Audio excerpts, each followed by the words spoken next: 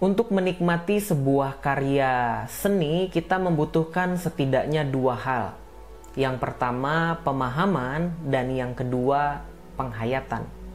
Dua hal ini seperti kacamata yang kita gunakan untuk mengapresiasi sebuah karya seni. Untuk menilai apakah ini karya seni yang indah, kurang indah, atau tidak indah. Oleh karena itu, keindahan dalam sebuah karya seni tidak hanya dinilai dari tampak luarnya saja. Mungkin bentuknya bagus, warnanya terang, cemerlang, guratan pena atau ukiran-ukirannya sangat artistik. Tidak hanya dinilai dari luarnya saja, tetapi keindahan sebuah karya seni dinilai ketika ia memiliki pemaknaan yang amat dalam dari karya seni itu. Contohnya pelukis abstrak atau lukisan abstrak. Bagi kita yang tidak memahaminya atau tidak menghayatinya, maka kita mungkin akan berkata bahwa lukisan abstrak adalah lukisan yang tidak indah, atau kita mengatakan bahwa lukisan ini adalah lukisan yang aneh. Tetapi sebetulnya ketika kita ingin menghayati lukisan abstrak, kita perlu mengetahui bahwa para pelukis abstrak sebetulnya tidak puas untuk menggambar sesuatu yang kelihatan atau melukis sesuatu yang dapat kita tangkap oleh indera mata kita. Pegunungan, melukis ikan, lautan, tubuh manusia. Tetapi mereka tertantang untuk melukis sesuatu yang ada di dalam diri manusia, misalnya emosi, kemarahan, kesedihan, kebimbangan, dan bagaimana cara mereka menggambarkan hal-hal itu dalam bentuk lukisan visual yang dapat kita nikmati. Salah satu caranya adalah dengan menuangkannya ke dalam lukisan-lukisan yang abstrak. Tampaknya tidak jelas, tetapi mengandung makna yang sangat dalam. Oleh karena itu, kalau kita memiliki pemahaman dan penghayatan pada sebuah karya seni, apapun itu, maka kita akan bisa menikmatinya dan akan mengatakan ini adalah karya seni yang indah.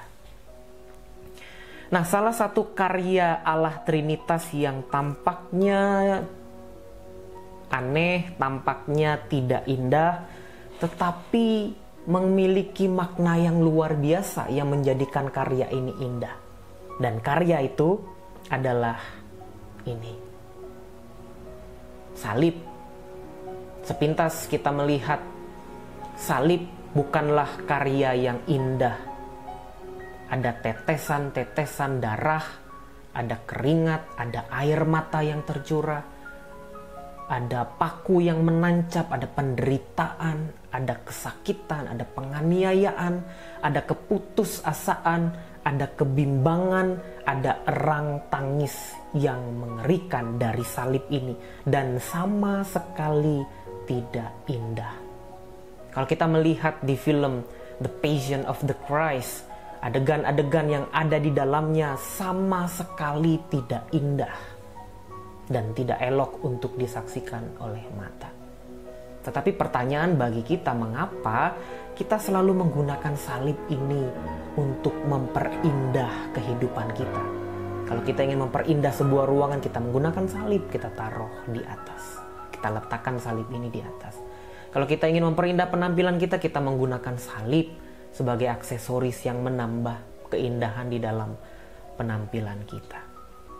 Jawabannya adalah karena kita memahami dengan baik makna daripada salib. Tampaknya mengerikan, tetapi dalamnya mengandung sebuah makna yang dalam. Bagaimana Allah merelakan dirinya sendiri untuk menjadi manusia dan menjalani atau menempuh jalan penderitaan untuk menyelamatkan semua manusia dari dosa, dari keterikatan kedagingan mereka. Kalau kita menyaksikan tidak indah karya ini, tetapi memiliki makna yang luar biasa yang menjadikan salib itu adalah karya yang teramat indah. Itulah sebabnya Rasul Paulus mengatakan bahwa salib itu adalah kebodohan bagi mereka yang tidak memahami. Tetapi bagi kita yang sudah memahaminya dan kemudian kita menghayatinya, kemudian kita menghidupi salib itu di dalam diri kita, maka salib adalah karya seni Allah yang teramat indah. Tidak ada karya yang paling indah dalam sejarah kehidupan manusia selain salib. Tak ada kisah yang paling indah, kisah kasih yang terbesar di sepanjang sejarah manusia selain daripada kisah kasih bagaimana Allah mengorbankan dirinya untuk menebus manusia. Oleh karena itu pertanyaan kita di hari ini, seberapa pahamkah kita pada salib itu? Seberapa besar kita menghayati salib itu di dalam kehidupan kita? Dan seberapa kuat kita memegang salib ini di dalam tangan kita? Kita merangkul salib ini, menjunjung salib ini, menjadi dasar di dalam kehidupan kita untuk bergerak menjadi orang-orang yang melakukan kehendak Allah di tengah dunia ini. Ada satu lagu yang membantu kita untuk merefleksikan firman Tuhan atau renungan kita di pagi hari ini, dan saya coba untuk mengajak Bapak Ibu untuk mengambil kidung jemaat atau NKB atau kidung keesaan, lalu membuka di nomor yang ke-15 atau dalam kidung keesaan 367. Judulnya Nun di Bukit yang Jauh. Saya coba membacakan ini dengan perlahan. Silakan Bapak Ibu menyimak dan memahami dan menghayati betapa luar biasanya karya seni Allah di dalam kehidupan kita. Nun di bukit yang jauh tampak kayu salib, lambang kutuk, nestapa celah. Salib itu tempat Tuhan Maha Kudus menebus umat manusia. Salib itu kujunjung penuh hingga tiba saat ajalku. Salib itu kurangkul teguh dan mahkota kelak milikku. Bapak Ibu bisa melanjutkan di bait yang kedua, ketiga, dan keempat untuk membacanya. Tetapi saya berhenti pada bait yang pertama. Seberapa kuatkah kita memegang salib Kristus sebagai pegangan di dalam kehidupan kita?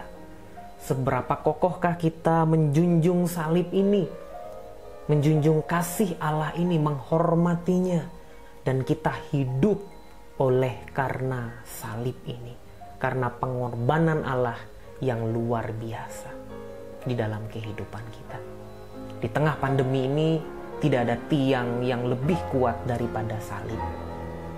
Tidak ada pengharapan yang lebih besar daripada pengharapan seorang pria yang membentangkan tangannya di atas kayu salib, rela dipaku, rela mati demi kita.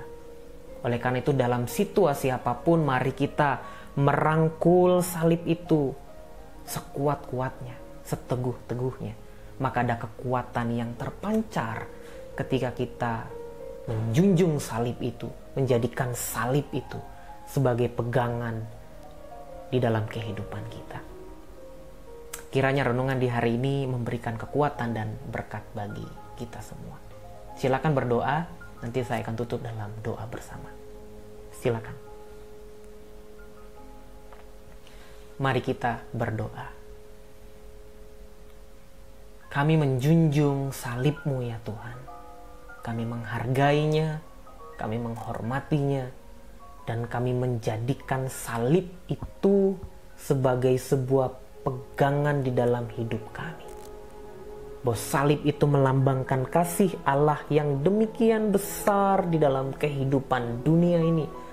Bahkan setiap pribadi tidak hanya menyentuh kawasan yang luas, tetapi menyentuh hati kami. Bahkan ketika kami memahami salib itu, menghayati salib itu, merasakan betapa besar pelukan dan dekapan kasih-Mu di dalam kehidupan kami, maka kami akan mendapat kekuatan dan senantiasa ditolong untuk menjalani kehidupan di dalam dunia ini. Di dalam nama Yesus kami berdoa. Amin. Tuhan Yesus memberkati kita di hari ini.